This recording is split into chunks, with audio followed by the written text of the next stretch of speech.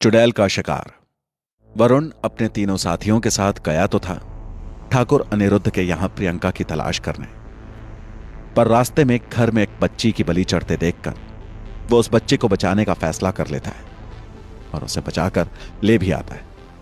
पर अब इनके पीछे उस तांत्रिक ने चुड़ैल को लगा दिया, जो इनका पीछा करते करते मंदिर के गेट तक आ पहुंची है। वरुण, चलो तुम बच्ची को संभालो, मैं जरा इस चुड़ैल का शोर कम करके आता हूं। और वो तेजी से मंदिर के गेट के पास पहुंच जाता है। चुड़ैल, तूने ही मेरे तांत्रिक का अनुष्ठान भंग किया है, मुझे बस तेरा ही खून बहाना है। तू बाहर आ जा, वरना तेरे साथ साथ मैं इन तीनों को भी मार डालूंगी। जल्दी से बाहर आ जा। और उसकी चीख से वो जगह गूंज उठती है। वरुण, अच्छा तो ये बात है, पर क्या तू मुझे मार पाएगी? क्योंकि मैंने तेरे हाथों से इस बच्चे को तो सुरक्षित कर ही दिया है। तेरे शिकार में तेरे यहां से उठा लाया, तब तो मेरा कुछ भी नहीं बिगाड़ पाई, तो अब क्या तू मेरा बिगाड़ लेगी? जा, भाग जा। और उसको चढ़ाने की कोशिश करता है। प्रताप, ये वरुण पागल हो गया है क्या? ऐसा क्या कर रहा है? क्यों उसे गुस्सा दिला रहा है? दिख नहीं रहा कैसे पागलों की तरह चीख रही है वो? कहीं अंदर ही आ गई तो इसे उठाकर ले जाएगी। इसे बुलाकर लाओ भैया वापस। ए शक्ति भैया, जाओ जाओ। बिरजू, मुझे लगता है वरुण ने कोई प्लान बनाया है और उसी पर काम कर रहे हैं। उस चुड़ैल को गुस्सा दिला रहे हैं ताकि वो कुछ गलत काम करे और फिर वरुण उसे ठिकाने लगा सके। वरुण तेजी से आगे बढ़ता है और चीखती चिल्लाती चुड़ैल, जो इस वक्त मंदिर के बाहर धरती पर अपना सिर मार रही थी, और उसके बाल पकड़कर उसे एकदम से मंदिर के अंदर खींच लाता है और मंदिर का गेट बंद कर देता है। चुड़ैल को समझ नहीं आया आखिर ये सब इतनी जल्दी कैसे हो गया। उसका शरीर अब तड़पने लगा था। वो गेट की तरफ भागती है, पर एक जबरदस्त किक उसके चेहरे पर आ पड़ती है और वो फिर से जमीन पर आ गिरती है। वरुण उसकी टांग पकड़कर उसे और भी अंदर खींच लेता है। शक्ति, चलो हमें भी अब मदद करनी चाहिए। ये तो वरुण भाई ने कमाल कर दिया, अकेले ही उसे लगभग काबू में कर लिया। हमें इसे रस्सी से बांधना होगा, पर अब रस्सी यहां कहां मिलेगी? प्रताप उस छोटे बच्चे को लेकर वहीं मंदिर की मूर्ति के पास खड़ा रहता है। उसकी हिम्मत नहीं हो रही थी बाहर उस बुरी तरह से चीख और चिल्ला रही चुड़ैल का सामना करने की। वरुण अब उसे उठने नहीं दे रहा था। और मेरे बैग में रस्सी है, निकाल कर मुझे दो। शक्ति जल्दी से बैग में से रस्सी निकालता है और वरुण के पास आ पहुंचता है, और फिर तीनों मिलकर उसके हाथ पांव अच्छी तरह से बांध देते हैं और फिर उसे एक तरफ खड़े खंबे से उसे भी कसकर बांध देते हैं। चुड़ैल, मुझे छोड़ दो, और वरना मैं तुम्हें जिंदा नहीं छोड़ूंगी। तुम्हारे पूरे परिवार को खा जाऊंगी। मुझे छोड़ दो। वरुण, नहीं, हम तुझे नहीं छोड़ने वाले। अब तो यहीं खड़ी खड़ी मर जाएगी। बस कुछ ही घंटों में सूरज निकल आएगा और फिर हम तुम्हें आग के हवाले कर देंगे। बहुत खून पी चुकी तो मासूम बच्चों का, अब और नहीं। चुड़ैल, मुझे छोड़ दो, मैं तुम्हारी सब इच्छाएं पूरी करूंगी। जो काम तुम कहोगे वो पूरा कर दूंगी। मुझे आजाद कर दो। बिरजू, पर तुम्हें तो अभी एक काम सौंपा गया होगा ना? तुम्हारे तांत्रिक ने हमें मारने का काम सौंपा है, तो तुम वो काम भी पूरा करोगी?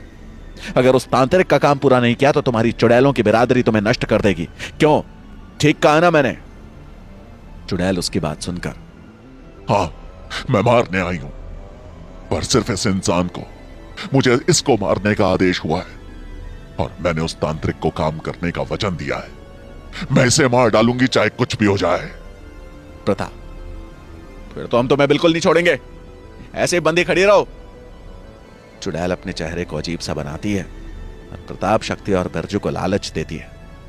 अगर तुम मुझे इसे मारने दोगे तो मैं तुम तीनों का सारा काम करूंगी। तुम्हें पैसा दूंगी, ढेर सारा सोना दूंगी, जो चाहोगे वो ला कर दूंगी, पर मुझे छोड़ दो। मुझे इस मंदिर से बाहर फेंक दो, और इस इंसान को भी। मैं तुम तीनों को रातों रात मालामाल कर दूंगी। शक्ति, अच्छा कितना माल दे देगी मैं, और कितना सोना देगी? जल्दी से बोल। चुड़ैल, तुम मुझे जितना खून पिलाओगे उतना ही सोना मैं तुम्हें ला कर दूंगी। सोच लो, बहुत जल्द तुम अमीर बन जाओगे। मेरी बात मान लो। और उसकी आवाज अलग ही तरीके से बदलने लगती है। बिरजू, इसकी बात मत सुनो, ये हमें पहला रही है। हमें इसकी बात नहीं सुननी। और अपने हाथ में पकड़ा डंडे को उस चुड़ैल के सिर पर मारता है। चुप कर, एक भी शब्द और बोला तो अभी तुझे जलाकर भस्म कर देंगे। वरुण, अब इसका क्या करना है? क्या सुबह का इंतजार करें ताकि ये फिर से अपने वास्तविक रूप में आ सके और ये है कौन ये पता लगाया जा सके? प्रताप, क्या अब सुबह तुम इससे बातचीत करोगे? देख रहे हो इसे, कभी हमारे लिए मुसीबत ना बन जाए। अच्छा तो यही है कि इसे भी मार डालो और आसपास के गांव वालों को बुला लो।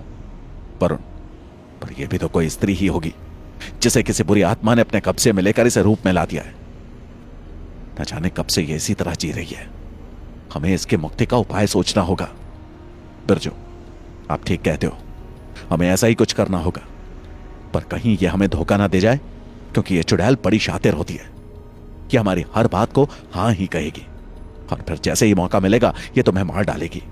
इस बात को तुम अभी समझ लो।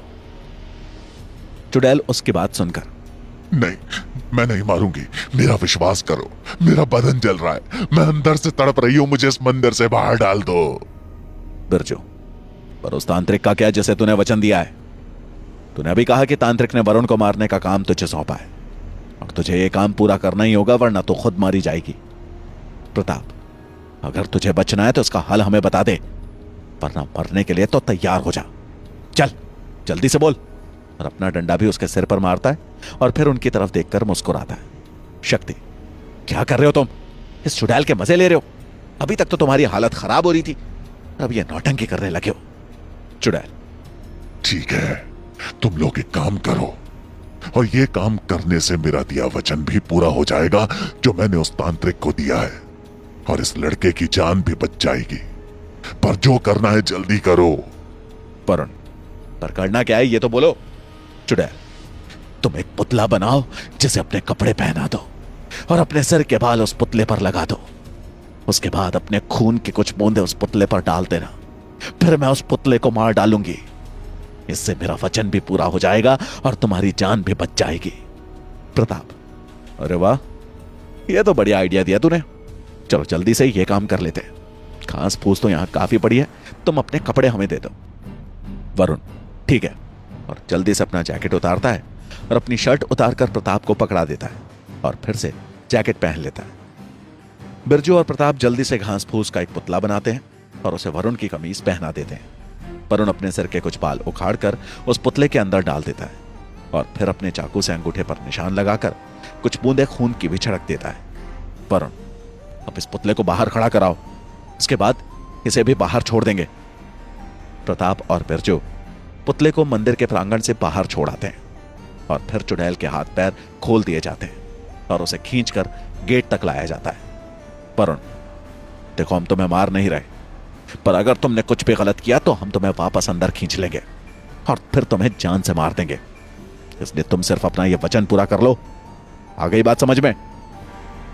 चुड़ैल की कमर में बंधी रस्सी को वो धीरे धीरे छोड़ने लगते हैं और चुड़ैल को गेट से बाहर कर देते हैं। चुड़ैल फौरन उस पुतले पर टूट पड़ती है और वरुण के खून की बूंदों को चाट लेती है। देखते ही देखते वरुण के पुतले में आग लग गई थी और वो जलकर भस्म हो गया था। चुड़ैल, अब मेरा काम पूरा हो गया, अब मैं वापस तांत्रिक के पास जा रही हूं उसका खून पीने। वरुण, नहीं, अब तुम कहीं नहीं जाओगी। और अपने तीनों साथियों को इशारा करता है और सभी रस्सी को बेहद तेज रफ्तार से खींचते हैं और चुड़ैल दोबारा से अंदर आ गिरती है। वरुण फिर से गेट बंद कर देता है।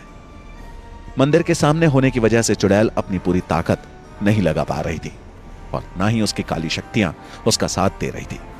चुड़ैल, अब तो मुझे जाने दो, मुझे जाने दो। अब तो मेरी और तुम्हारी कोई दुश्मनी नहीं।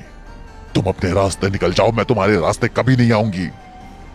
बिरजू, वरुण भाई, ये हमारे काफी काम आ सकती है। इससे हम कई काम करवा सकते हैं, यहां तक कि प्रियंका का पता भी लगवा सकते हैं। और अब इसकी मजबूरी है हमारा काम करने की। वरुण, नहीं, हम ऐसा कोई काम नहीं करेंगे जो शैतानी ताकतों से होता है। हम अपने सीधे रास्ते से ही हर काम निपटाएंगे। शक्ति, वरुण भाई आप ठीक कहते हो। मैंने सुना है अगर एक बार चुड़ैल से काम लेना शुरू कर दिया तो फिर जिस दिन हम उससे काम नहीं लेंगे वो हमारा नुकसान कर देगी। इसलिए इनसे दूरी ही बनाए रखेंगे तो ज्यादा अच्छा है। बिरजू, हाँ ये बात तुमने ठीक कही। अगर एक बार इससे काम ले लिया तो फिर हमें हर बार इससे काम करवाना पड़ेगा, वरना हमारे लिए ये आफत बन जाएगी। वरुण, तो उसका शरीर छोड़कर निकल जा, यही तेरे लिए अच्छा है, वरना हम तुझे इसी खंबे से बांधकर इस शरीर को भी जला देंगे और तुझे भी।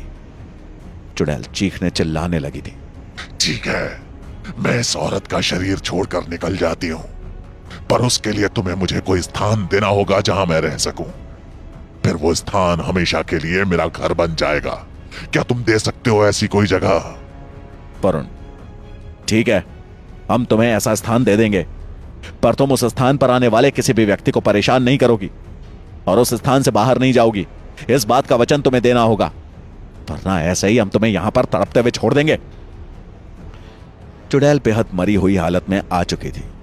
ठीक है, मैं वचन देती हूं, जो भी स्थान तुम मुझे दोगे मैं वहां किसी को परेशान नहीं करूंगी, और मंदिर के ईश्वर को मानकर मैं ये तुम्हें वचन देती हूं। अब मुझे इस मंदिर से बाहर निकाल दो। शक्ति, कौन सा स्थान इसे दें, ये जल्दी से सोचो। मेरी नजर में तो कोई स्थान नहीं आ रहा। वरुण, पर मेरी नजर में एक स्थान है। प्रताप, अच्छा कौन सा स्थान तुम्हें सही लग रहा है? वरुण, सरपंच कालीचरण की सुरंग इस चुड़ैल के रहने के लिए सबसे उचित जगह है। क्या ख्याल है तुम दोनों का? शक्ति, बिल्कुल ठीक है, इसे वहीं भेज दो, वो सुरंग ही इसके लिए उचित है। प्रताप, पर हमें भी तो वहां अभी काम करने जाना है, कहीं ये हमें कोई नुकसान ना पहुंचाते, फिर हम क्या करेंगे? चुड़ैल, नहीं, मैं कोई नुकसान नहीं पहुंचाऊंगी, मैंने वचन दिया है, और अगर मैं ऐसा करूंगी तो मैं खुद ही भस्म हो जाऊंगी। वरुण, ठीक है, तो तुम यहां से सीधा सुमेरा गांव जाओ और सरपंच कालीचरण के बगीचे में जो सुरंग है उसमें अपना निवास बना लो। जाओ, चली जाओ यहां से। और उसकी रस्सी खोलकर उसे गेट से बाहर कर दिया जाता है। गेट से बाहर जाते ही चुड़ैल के जिस्म को एक तेज झटका लगता है और वो धरती से 2-3 फुट ऊपर हवा में उछलती है और जमीन पर आ गिरती है।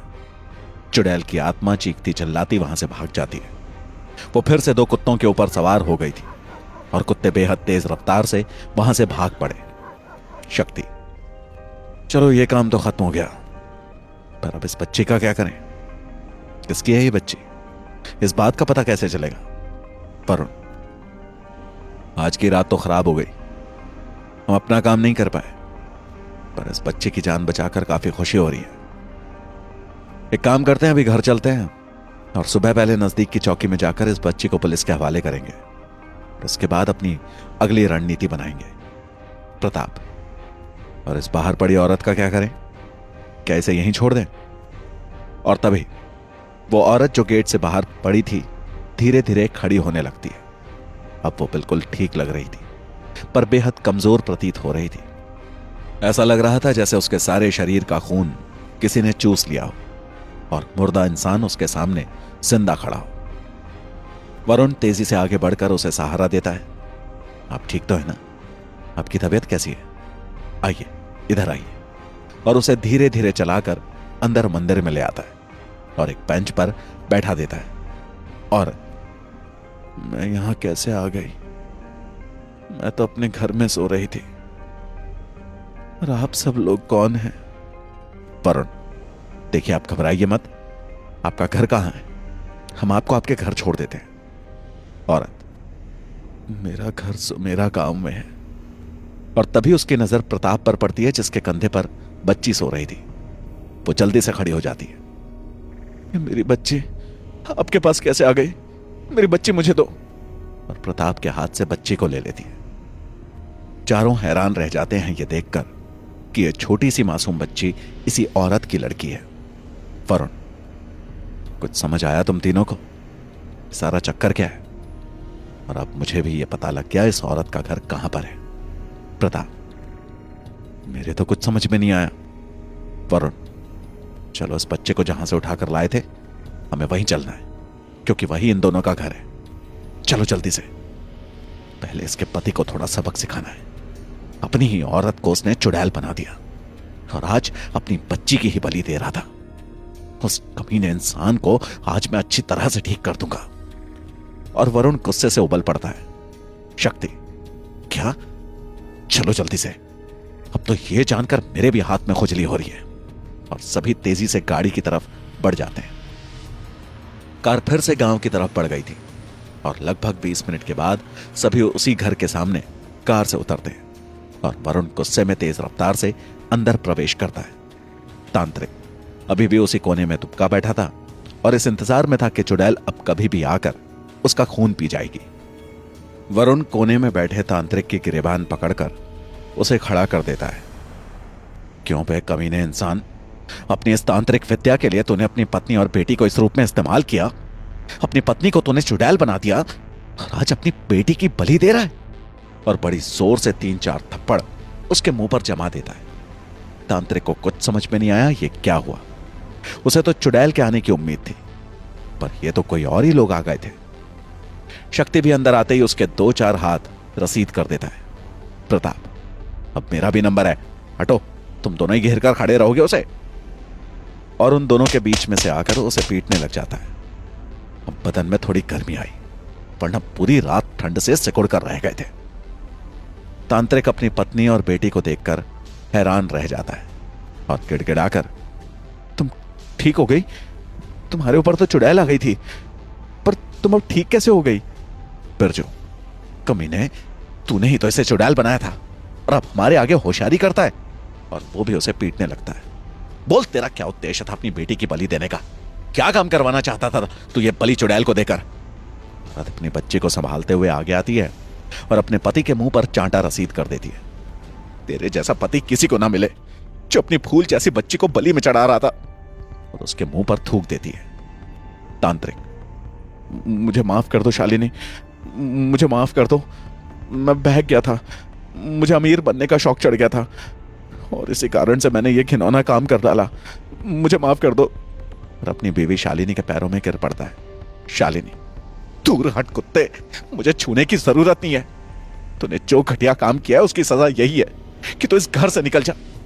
मैं तुझे इस घर में बिल्कुल नहीं रहने दूंगी। वरुण, ठीक कहती हो बहन, इस जैसे गिरे हुए इंसान को इस घर में रहने की इजाजत बिल्कुल भी नहीं मिलनी चाहिए। और उसकी गर्दन पकड़कर उसे घर से बाहर घसीट ले चलता है। तांत्रिक, मुझे छोड़ दो, मैं दोबारा से ऐसी गलती नहीं करूंगा।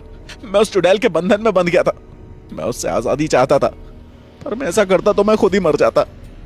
और आज की बलि मैं इसलिए ही दे रहा था कि वो चुड़ैल हमेशा के लिए चली जाए।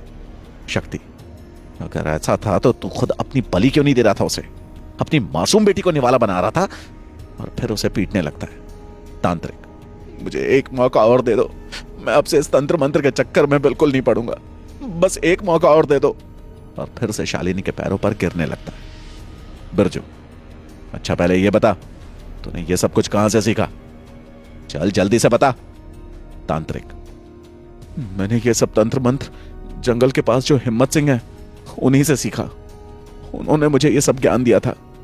वरुण, यार ये बार बार सारी कहानी घूमकर हिम्मत सिंह के परिवार पर ही क्यों जा रही है?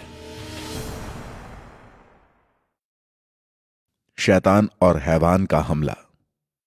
वरुण ने चुड़ैल को ठिकाने लगा दिया था और उसको रहने के लिए सरपंच के बगीचे की सुरंग उपलब्ध करवा दी थी।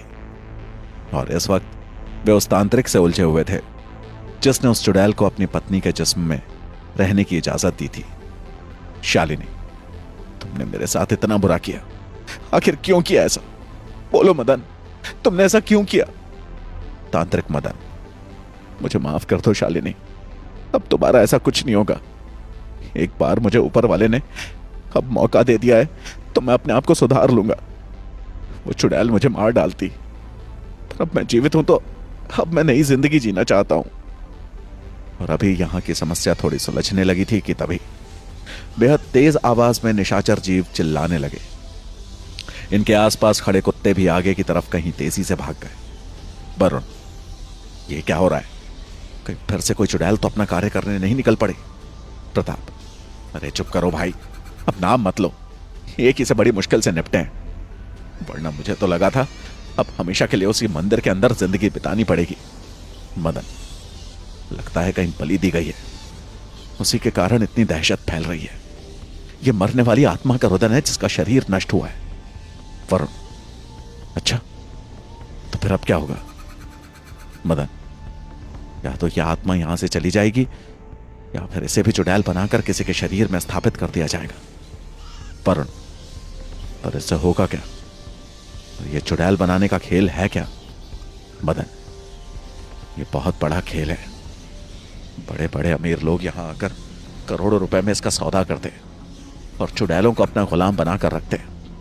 जब उन्हें कोई काम करवाना होता है तो वे इनसे अपने कोई भी काम करवा लेते हैं। शक्ति, क्या किसी की मर्डर करवाते हैं या फिर सिर्फ लूटपाट? मदन, लूटपाट के लिए कोई इनका इस्तेमाल नहीं करता। और वैसे भी वे अमीर लोग इन चुड़ैलों से बड़ा ही काम करवाते हैं। किसी को रास्ते से हटाना हो या फिर किसी ऑफिस से कोई जानकारी प्राप्त करना, ये चुड़ैल सब पता करके उन्हें बता देती है। वरुण, पर इसका फायदा क्या होता है? जब दो अमीर आदमी अगर दोनों ही चुड़ैल को खरीद लें इन तांत्रिकों से, तब तो टक्कर बराबर की होगी। तब इन चुड़ैलों का कोई फायदा नहीं रह जाएगा। मदन, अपने परिवार की सुरक्षा के लिए भी बड़े अमीर लोग इन्हें खरीदते हैं ताकि उनके परिवार पर कभी कोई मुसीबत ना आ जाए। ये चुड़ैल उनके परिवार की सुरक्षा करती है रात भर। पर इसके लिए तो इन्हें हर रात खून पिलाना पड़ता होगा। मदन, नहीं, ऐसा नहीं है। बस बड़ी काल रात्रि के समय ही इन्हें खून पिलाते हैं और वक्त तो मुर्गे और बकरे का खून भी चल जाता है। वरुण, अच्छा, पर तुम आज अपनी बेटी का खून उस चुड़ैल को क्यों पिला रहे थे? क्या बात है? तुम्हारा इरादा उस चुड़ैल से मुक्ति पाना था या कुछ और? सच सच बताना, क्योंकि मुझे तुम पर शक हो रहा है। मदन अपना सर झुका लेता है और इधर उधर देखता है। शक्ति उसकी गर्दन पकड़कर, सच सच बोल, तो अभी भी हमारे साथ धोखा कर रहा है और अपने आप को बचाने के लिए यह माफी मांगने का ढोंग कर रहा है। जल्दी से सच बोल, वरना मैं तेरी गर्दन तोड़ दूंगा। और उसकी गर्दन पर दबाव बनाता है। मदन, छोड़ दो मेरी गर्दन, मर जाऊंगा मैं, छोड़ दो। वरुण, छोड़ दो शक्ति, या मैं सच सच बता देगा। मदन, हाँ, मैं आपको सब कुछ सच सच बता दूंगा, पर इसमें मेरा कोई हाथ नहीं है। और अभी उसने सच बात बताने के लिए अपना मुंह खोला ही था कि उसका मुंह टेढ़ा होता चला जाता है और फिर एक हाथ और पैर उसे पैरालाइज का अटैक आ गया था। ऐसा लग रहा था जैसे किसी शक्ति ने उसे ऐसा कर दिया हो और वो जमीन पर आकर गिरता है और तड़पने लगता है। प्रताप, इसे क्या हो गया? ये तो अच्छा भला था, एकदम से ये सब कैसे हो गया? शालिनी, बुरे काम का बुरा नतीजा तो भुगतना ही पड़ता है। अब भुगत रहे अपने बुरे कर्म को। इसे उठाकर ले जाओ और नदी में फेंक दो, यही इसके लिए सबसे अच्छा है। इसे अपने इस घृणित जीवन से मुक्ति मिल जाएगी। वरुण, ठीक कह रही हो बहन, ऐसे पापी इंसान के साथ ऐसा ही होना चाहिए। प्रताप, तो फिर क्या करें?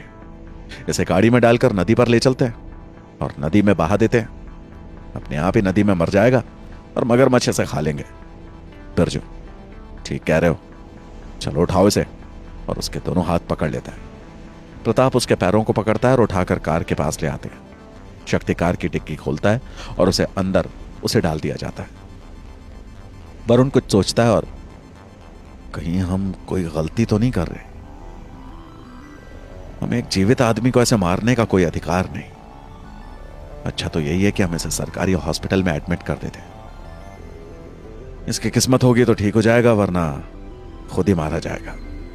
प्रताप, पर ऐसे कमीने इंसान पर भरोसा कैसे कर सकते हैं जो अभी भी हमसे कुछ ना कुछ छुपा रहा था? इसका मतलब यह कुछ बड़ा करने वाला था। और मुझे तो लगता है कि अपनी बेटी को भी चुड़ैल बनाने के मूड में था। बिरजू, ठीक कह रहे हो तुम। ऐसे इंसान पर बिल्कुल हमदर्दी नहीं करनी चाहिए, क्योंकि यह हमारे लिए खतरा बन सकता है और ठीक होकर बदला लेने की कोशिश कर सकता है। वरुण, पर मेरा मन नहीं मान रहा ये सब करने का। शक्ति, तो आप इस काम को मत करो, हम इस काम को अंजाम देंगे। आप यहीं रहो, हम आधे घंटे में लौट कर आ रहे हैं। और कार की डिक्की बंद कर देता है और फटाफट कार स्टार्ट करता है। बिरजू और प्रताप भी कार में बैठ जाते हैं। वरुण, रुको, मैं भी चलता हूं। और वो भी गाड़ी में बैठ जाता है। शक्ति गाड़ी को नदी की तरफ ले जाने वाले रास्ते पर बढ़ा देता है। गांव के अंदर से जाने वाली सड़क जो नदी की तरफ जा रही थी, उस पर तेज हवाएं चलने लगी थी। आसपास जानवरों की आवाज बढ़ती ही जा रही थी। ऐसा लग रहा था कि सभी जानवर इसी कार के ऊपर झपटने वाले। प्रताप, अब ये क्या हो रहा है? ऐसा लग रहा है सैकड़ों जानवर हमारी ही कार की तरफ आ रहे हैं। कहीं हम नदी की तरफ जाकर कोई मुसीबत मोल तो नहीं ले रहे, और भयभीत हो जाता है। बिरजू, डरो मत, कुछ नहीं होगा।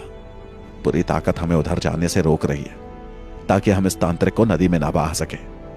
शक्ति, आगे का तो रास्ता ही नजर नहीं आ रहा। अभी तक तो आगे सड़क नजर आ रही थी, यहां इतनी गहरी धुंध कहां से आ गई? ऐसा लग रहा है आगे धुंध नहीं बल्कि हम किसी धुएं के घेरे में कैद हो गए। लगता है मुझे गाड़ी रोकनी होगी, वरना कहीं। प्रताप, नहीं भाई, गाड़ी मत रोकना। मुझे लगता है गाड़ी रुकते ही हम मुसीबत में फंस जाएंगे। ऐसे ही चलता रहे। शक्ति, पर आगे तो कुछ नजर ही नहीं आ रहा, गाड़ी चलाऊं कैसे? प्रताप, बेवजह तांत्रिक को नदी में फेंकने के चक्कर में हम फंस गए। वहीं पड़ा रहने देते तो ज्यादा अच्छा था। ये मुसीबत तो सर पर ना आती। ये ऊपर वाले आज बचा ले, फिर रात में कभी इस गांव में नहीं आऊंगा। ये मेरा वादा है, बस आज बचा ले। और ऊपर वाले का नाम लेकर रोना किड़किड़ाना शुरू कर देता है। वरुण, जो अभी तक बिल्कुल शांत बैठा था, गाड़ी रोक लो। शक्ति, मुझे लगता है यह सब इस तांत्रिक की वजह से ही हो रहा है। हमें इसे यहीं पर खत्म करना होगा, तभी यह सारा तंत्र खत्म हो पाएगा, वरना हमारे लिए और बड़ी मुसीबत खड़ी हो सकती है। बिरजू, वरुण भाई ठीक कह रहे हैं। यह तांत्रिक शायद मन में मंत्रों का उच्चारण कर रहा है और उसी के फलस्वरूप ही यह सब हो रहा है। प्रताप, अगर ऐसा है तो गाड़ी रोको, मैं अभी इसे भूत बना देता हूं। और एकदम से गुस्से में तमतमा जाता है। शक्ति एकदम से गाड़ी को ब्रेक लगा देता है और प्रताप तेजी से गाड़ी से उतरकर पीछे की डिक्की खोलता है और डर के मारे 4 कदम पीछे हट जाता है और जमीन पर जा गिरता है। तब तक गाड़ी से तीनों भी उतरकर पीछे आ चुके थे और तांत्रिक को एकदम ठीक हालत में बाहर निकलते देख रहे थे। तांत्रिक की आंखें इस वक्त किसी भेड़िए की तरह देख रही थी। ऐसा लग रहा था जैसे वो अब इन सबका खून पी जाएगा। उसके आगे के दांत नुकीले होते चले गए। प्रताप का तो डर कर बुरा हाल हो गया था। उससे तो ना खड़ा हुआ जा रहा था और ना ही कुछ बोला जा रहा था। वो तो बस आंखें फाड़े उसे देख रहा था। शक्ति जल्दी से प्रताप को सहारा देकर खड़ा करने की कोशिश करता है। जल्दी खड़ा हो, भागना है यहां से, और उसे खींचने लगता है। पर तभी वहां गोली चलने की आवाज आती है और तांत्रिक मदन के ठीक माथे के बीच में गोली आकर लगी थी और अगले ही पल उसका शरीर तेज झटके खाते हुए जमीन पर गिर पड़ता है। उन तीनों की नजर वरुण पर पड़ती है, जो अपने रिवॉल्वर से निकलने वाले धुएं को फूंक मारकर उड़ा रहा था। वरुण, अब खड़े भी हो जाओ या ऐसे ही जमीन पर पड़े रहोगे? जल्दी से गाड़ी में बैठो, हमें यहां से निकलना होगा। आसपास जानवरों का शोर बढ़ रहा है, जल्दी करो।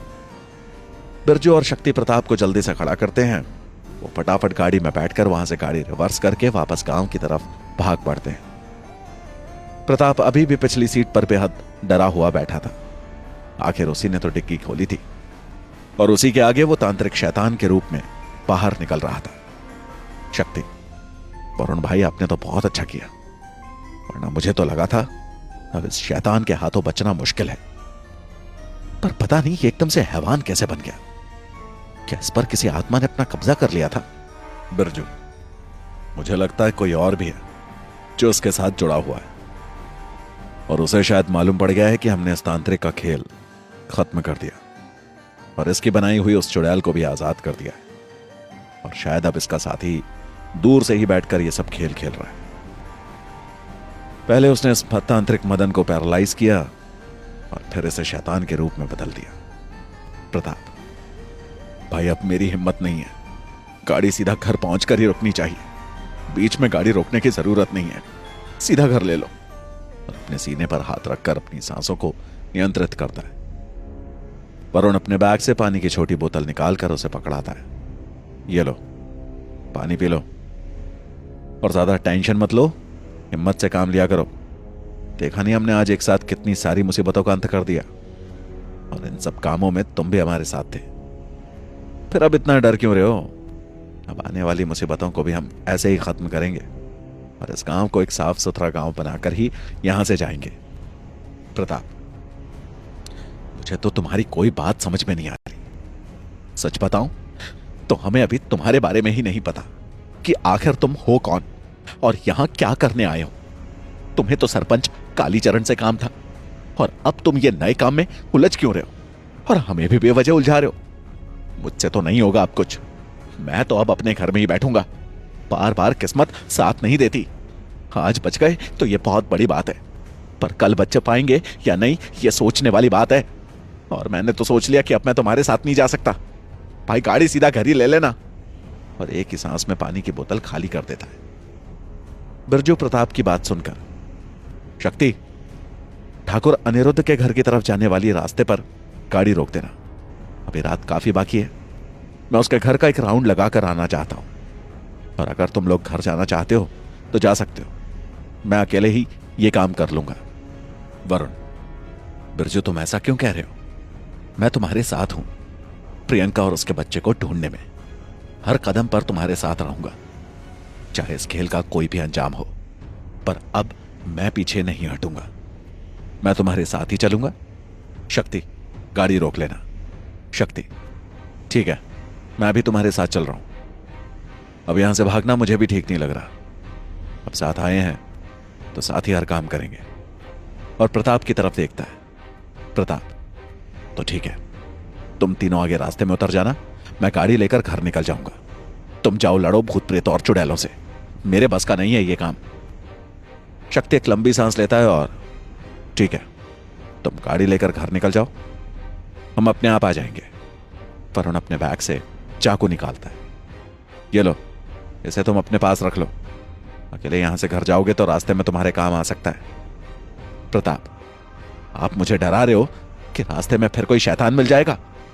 देखो, कभी कभी मेरी भी सुन लिया करो। 2:30 बज चुके और अब इतना समय नहीं है कि हम कुछ खोजबीन कर सके।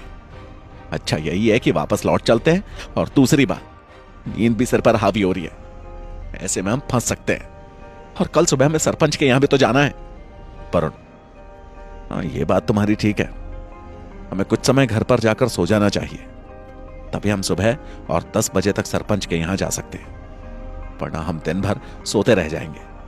फिर जो वरुण की बात सुनकर थोड़ा मायूस हो जाता है और फिर ठीक है, घर की तरफ ही चलो। वरुण उसके कंधे पर हाथ रखते हुए, फिक्र मत करो, जब तक प्रियंका और उसके बच्चे को नहीं ढूंढ लूंगा मैं खुद इस गांव को छोड़कर नहीं जाऊंगा।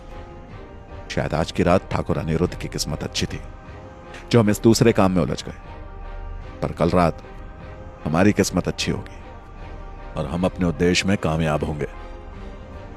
शक्ति अत्यधिक धुंध के कारण धीमी रफ्तार से कार चला रहा था। तभी उनके पीछे वाले शीशे पर जोरदार प्रहार होता है। एक ही बार में शीशा चकनाचूर हो गया। बिरजू और वरुण तेजी से पीछे घूम कर देखते हैं और हैरान रह जाते हैं। तांत्रिक मदन इस वक्त हैवान की शक्ल धारण किए उनके पीछे आ रहा था। पर शक्ति, गाड़ी की रफ्तार बढ़ाओ, वरना हम मुसीबत में फंस जाएंगे। तांत्रिक मदन पीछे आ रहा है, तेज भगाओ गाड़ी।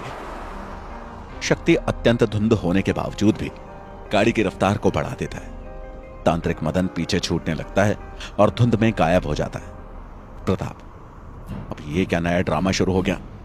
मैं तो लगा था वो मर गया गोली लगने से, पर ये तो जिंदा होकर हमारे पीछे ही पड़ गया। कहीं ये भी उस चुड़ैल की तरह हमारे घर तक तो नहीं आ जाएगा? लगता है बाकी बची रात इसी से पीछे छुड़ाने में खत्म हो जाएगी। वरुण अपनी कोट की जेब से रिवॉल्वर निकाल लेता है और पीछे टूटे कांच से बाहर देखने लगता है। कई बार उसे हल्की सी परछाई अपने पीछे भागती नजर आ रही थी और फिर धुंध में गायब हो जा रही थी। वरुण, अब यह तांत्रिक मदन मरेगा कैसे? क्या कोई तरीका है इसे मारने का, या इसे भी पहले बांधना पड़ेगा, उसके बाद इसी से पूछना पड़ेगा किसी मृत्यु का राज? प्रताप, अब मेरे अंदर इतनी हिम्मत नहीं कि गाड़ी से उतरकर उससे लड़ने जाऊंगा। जो इंसान इतनी तेजी से भाग कर आ रहा हो, जिसके सिर पर गोली लगी हो, उससे भला कौन लड़ेगा? अच्छा तो यही है, सीधे घर ही गाड़ी ले लो, वही ज्यादा अच्छा है। वरुण, पर अगर कहीं ये हमारे घर आ गया तो तब क्या होगा? अच्छा तो यही है कि हम इसे यहीं पर निपटा दें और घर शांति से जाकर सोएं, वरना रात भर ही हमारे घर के बाहर खड़ा हमें परेशान करता रहेगा। और प्रताप की तरफ मुस्कुरा के देखता है। प्रताप, लाओ तुम्हारा चाकू मुझे दो, तुम्हारे पास तो रिवॉल्वर है, चाकू से कम मैं अपना बचाव तो कर सकता हूं। वरुण अपनी जेब से चाकू निकालकर उसे देता है और इससे अपना बचाव मत करना, बल्कि उसे खत्म कर देना। अपने अंदर हिम्मत पैदा करो, तुम कर सकते हो प्रताप।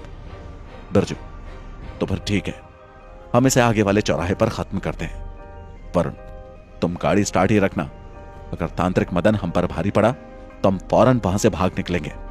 आ गई बात समझ में? शक्ति, ठीक है, मैं गाड़ी स्टार्ट ही रखूंगा। और फिर ये चारों, मदन तांत्रिक जो हैवान में बदल चुका था और अब भागते हुए पीछे आ रहा था, उससे लड़ने के लिए तैयार हो चुके थे। चौराहे पर शक्ति गाड़ी रोक लेता है और तीनों गाड़ी से उतर जाते हैं और सड़क के किनारों पर खड़े हो जाते हैं। शक्ति गाड़ी आगे बढ़ा ले जाता है। मदन तांत्रिक बिल्कुल किसी हैवान और पागल इंसान की तरह भागता चला आ रहा था। पहला वार बिरजू ने किया। उसने अपने हाथ में पकड़ी रस्सी को तेजी से घुमाकर उसके पैरों में फेंक दिया। रस्सी उसके पैरों में उलझ जाती है, जिस कारण वो बहुत ही तेज गति से जमीन पर आ गिरता है और पूरी तरह खिसकता हुआ काफी दूर तक जाता है। दूसरा वार वरुण ने किया। वो तेजी से उसके पास पहुंच गया था और अपने रिवॉल्वर की सब गोलियां उसके सिर पर मार डाली थी। तीनों को लगा था खेल खत्म हो गया, पर अगले ही पल मदन तांत्रिक भयानक गर्जना करता हुआ खड़ा हो गया। मदन, तुम मच्छर मुझे मारने चले हो।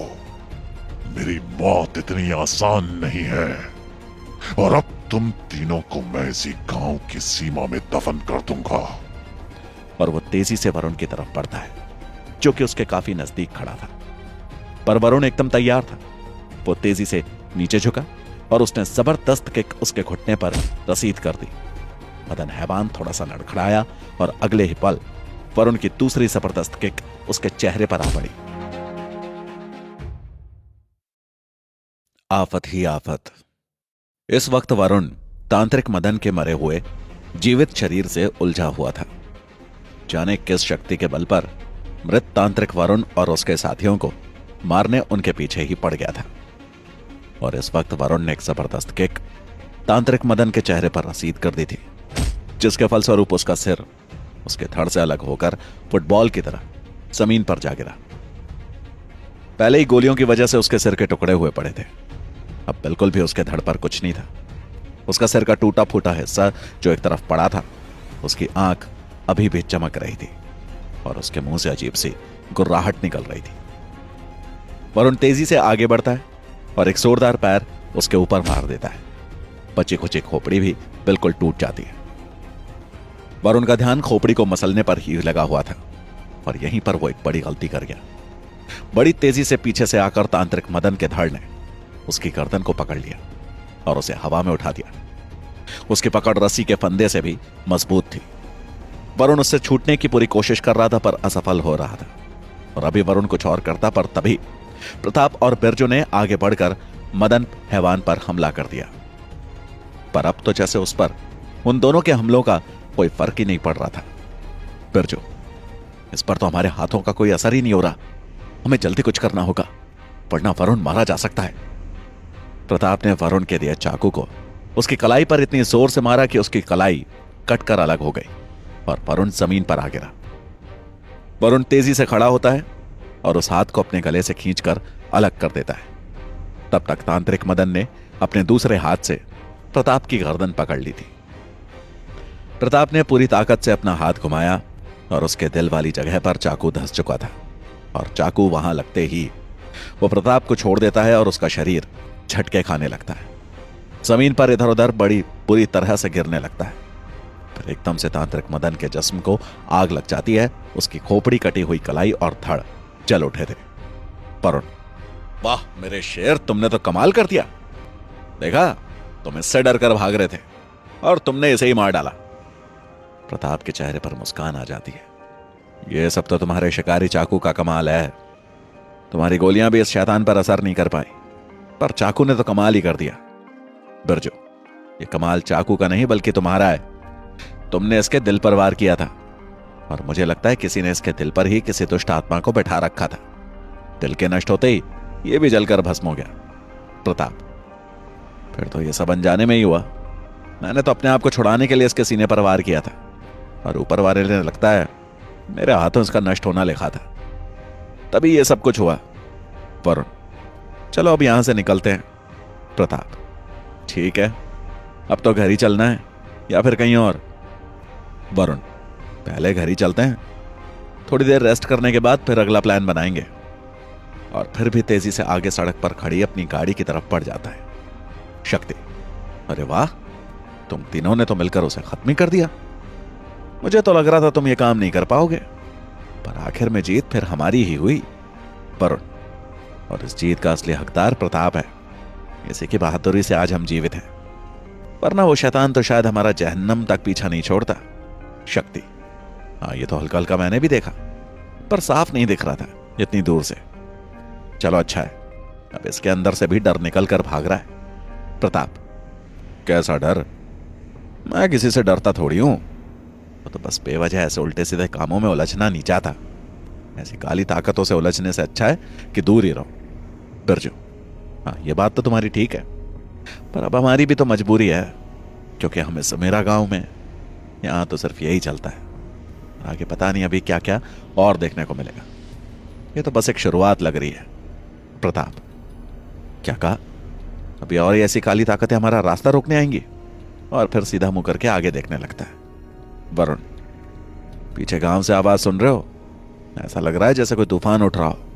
बिरजू, अब सुबह होने वाली है, इसलिए आप सबके तांत्रिक हवन पूरे हो चुके हैं। यह उसी का संकेत है। आज रात की तांत्रिक क्रिया समाप्त हो चुकी है। अब इस गांव में सब कुछ शांत हो जाएगा। वरुण, चलो शक्ति, गाड़ी आगे बढ़ाओ, हमें भी निकलना चाहिए। शक्ति तेजी से गाड़ी आगे बढ़ा ले जाता है, और उनके पीछे अगर वे थोड़ा समय और वहां रुकते तो शायद उनके लिए फिर से एक नई मुसीबत खड़ी हो जाती, क्योंकि उनके वहां से जाने के बाद तांत्रिक मदन के शरीर की राख एक आकार लेने लगी थी, और फिर वो उनकी कार के पीछे भागते हुए सुमेरा गांव के बॉर्डर तक आ गई थी। वरुण और उसके साथियों को इस बात का बिल्कुल भी भान नहीं हुआ था, पर उन्हें इसका पता लग भी जाता अगर उनकी कार बॉर्डर पार करके आगे निकल नहीं गई होती तो। ये चारों बड़ी खुशी खुशी आगे बढ़ गए, और पीछे से मदन तांत्रिक की राख का बना दानव एक भयानक गर्जना करता है, और फिर वापस राख में तब्दील होकर गांव में एक दिशा की तरफ बढ़ जाता है। दूसरी तरफ सरपंच कालीचरण, जो रात भर तांत्रिक हवन करने में व्यस्त थे, लो आज भी हमें कुछ प्राप्त नहीं हुआ। समझ में नहीं आ रहा आखिर गलती क्या हो रही है। रीमा, मुझे तो लगता है हमें तब सफलता मिलेगी जब हम उस मूर्ति जैसे बच्चे को ढूंढकर उसकी बलि तांत्रिक हवन में दे देंगे। सरपंच, पर अब इतने छोटे बच्चे को तो हम कैसे ढूंढ सकते हैं? अब हर घर में जाकर उनके नवजात बच्चों को चेक तो नहीं कर सकते हैं ना? रीमा, तो फिर हमें कुछ ऐसा करना होगा कि आसपास गांव के सभी नवजात बच्चे स्वयं ही आ जाएं। उनके मां बाप उन्हें लेकर खुद ही हमारे दरवाजे पर खड़े हो जाएं। सरपंच, अच्छा, पर ऐसा क्यों होगा? कोई क्यों अपने बच्चे को लाकर हमारे दरवाजे पर खड़ा हो करेगा? रीमा, देखो मेरी बात सुनो, मेरे पास एक प्लान है। और उसके चेहरे पर थोड़ी सी मुस्कुराहट आ जाती है। सरपंच उसकी आंखों में ध्यान से देखता है, तुम्हें आइडिया बहुत जल्दी आ जाता है। अच्छा चलो बताओ क्या आइडिया है? रीमा, क्यों ना हम अपने आसपास के गांव में यह अफवाह उड़वा दें कि सुमेरा गांव के सरपंच के ऊपर माता का आशीर्वाद हुआ है, और 6 महीने से छोटे बच्चों को जो भी उनका आशीर्वाद दिलवाएगा उसके बच्चे के ऊपर कोई भी मुसीबत नहीं आएगी, पर 6 महीने से छोटे बच्चे बड़े होते होते मर जाएंगे। सरपंच एक पल को उसे बड़े ध्यान से सुनता है, और दूसरे ही पल, अरे वाह, तुम्हारा आइडिया तो बहुत ही अच्छा है, और इससे तो मेरा नाम भी काफी फेमस हो जाएगा, जो भविष्य में हमारे और भी ज्यादा काम आएगा। रीमा, तो फिर ठीक है, चलो विश्राम करने चलते हैं, बाद में सबकी तैयारी भी करनी है। सरपंच उठकर अपने बेडरूम की तरफ बढ़ जाता है। उसकी आंखें रात भर हवन करने की वजह से लाल हो गई थी। वहां बैठे चारों कुत्ते भी, जिनकी आंखें भी कालीचरण की आंखों की तरह ही लाल नजर आ रही थी, वो भी अब दरवाजे से बाहर निकलने लगे और आंगन में जाकर विश्राम करने लगे। दूसरी तरफ इस वक्त शालिनी अपनी 5 साल की बच्ची को लेकर अपने कमरे में मौजूद थी, और उसने घर में पड़ा सभी तांत्रिक पूजा का सामान घर से बाहर झाड़ दिया था और अपने घर को साफ सुथरा करने में लग गई। तभी उसे एक आहट सुनाई देती है, और वो अपने घर से कुछ दूर खड़े पेड़ के पास देखती है। वहां पर उसकी नजर उसे पेड़ के पीछे से निकलकर आते मदन पर पड़ती है, और वो एकदम से हैरान रह जाती है। शालिनी मदन को देखकर बेहद डर गई थी। उसने तो उसे पैरालाइज हालत में देखा था, जिसे वरुण और उसके साथी नदी में फेंकने चले गए थे, और अब उसे बिल्कुल ठीक हालत में पेड़ के पीछे से आता देखकर उसकी तो सांस अटक गई। वो बहुत तेजी से अंदर भाग जाती है और दरवाजा बंद कर लेती है। चारपाई पर लेटी अपनी बेटी को अपने सीने से लगा लेती है। मदन तांत्रिक दरवाजे तक आ पहुंचा था और अंदर कमरे के बंद दरवाजे के अंदर सीधा ही दाखिल हो गया। शालिनी तो उसे अंदर आया देखकर चीख कर एक तरफ जा खड़ी होती है और वो डर कर कांपने लगी। मदन, क्यों? मुझे देखकर बहुत डर लग रहा है। पर तुझे इतना डरने की क्या जरूरत है? मैं तुझे कोई मारने नहीं आया, क्योंकि मैं तो पहले ही मर चुका हूं। मुझे मार दिया गया है। शालिनी, तो फिर यहां क्यों आए हो? चले जाओ। मुझसे और मेरी बेटी से अब तुम्हारा कोई रिश्ता नहीं है। चले जाओ, मुझे तुम्हारी शक्ल भी नहीं देखनी। मदन, मैं जाने के लिए नहीं, अपने इस घर में रहने के लिए आया हूं। तूने उन चारों लड़कों के साथ मिलकर मुझे इस घर से निकाल दिया और फिर उन चारों ने मुझे मार डाला। पर कोई बात नहीं, मेरे लिए तो यह और भी अच्छा हुआ। और वो शालिनी की तरफ बढ़ते हुए उसके पास आकर खड़ा हो जाता है। शालिनी बहुत बुरी तरह से दीवार से चिपक जाती है। ऐसा लग रहा था जैसे वो दीवार के अंदर ही धंस जाएगी। मदन को अपने इतने पास आया देखकर उसकी सांसें अनियंत्रित हो गई। उसे डर लगने लगा कि अब यह उसकी बेटी और उसे समाप्त कर देगा। मदन, बहुत डर लग रहा है। अब मैं तुझे ऐसे ही डरा डरा कर मार डालूंगा और फिर तेरी इस बच्ची को भी। और फिर एक बड़ी भयानक हंसी हंसते हुए वो पीछे हटता है और उसका शरीर एकदम से धूमिल हो जाता है। घर से बाहर पंछियों का शोर सुनाई देता है। रात्रि की कालिमा खत्म होने लगी थी और ब्रह्म मुहूर्त का समय चालू हो चुका था। शालिनी अपने आप को नियंत्रित करती और अपनी बेटी को सीने से लगाए वहीं चारपाई पर बैठ जाती है। उसकी आंखें गहराई से कुछ सोचने लगी थी और समझने लगी थी कि आने वाले समय में अब उसके साथ क्या होने वाला है। और वो विचार करने लगी कि कैसे वो इस मुसीबत से पीछा छुड़ाकर निकल जाए। दूसरी तरफ ठाकुर अनिरुद्ध, चलिए गुरुदेव, विश्राम कर लेते हैं। आज नहीं तो कल सफलता तो मिल ही जाएगी। तांत्रिक चमन, हाँ, ये तो एक दिन सफल होगा ही। चलो अब विश्राम कर लेते हैं। ठाकुर अनिरुद्ध, पर एक बात समझ में नहीं आई गुरुदेव, अपने गांव में जो अपनी काली शक्ति को छोड़ा था वो नष्ट कैसे हो गई? किसने किया उसे नष्ट? क्या गांव के ही किसी तांत्रिक ने उसे नष्ट किया या फिर कुछ और चक्कर है? गुरुदेव जमन, मुझे लगता है इस गांव में कोई और भी हमारी ही टक्कर का तांत्रिक है। उसी की तंत्र शक्ति से हमारी तंत्र शक्ति का मुकाबला हो गया, जिस कारण हमारी काली शक्ति हार गई। ठाकुर अनिरुद्ध, पर ऐसा कैसा हो सकता है गुरुदेव? आपसे ज्यादा ताकतवर तांत्रिक इस पूरे गांव में कोई है ही नहीं, और फिर वो आपकी शक्तियों को कैसे काट सकता है?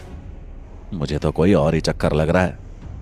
तांत्रिक चमन, हाँ, ऐसा हो सकता है। तुम कल अपने आदमियों से इस बात का पता करवाओ। अभी ये दोनों बात कर ही रहे थे कि इनका खास आदमी कालिया वहां आ पहुंचता है। ठाकुर अनिरुद्ध, क्या बात है कालिया? इतनी सुबह सुबह, अभी तो दिन का उजाला भी नहीं हुआ।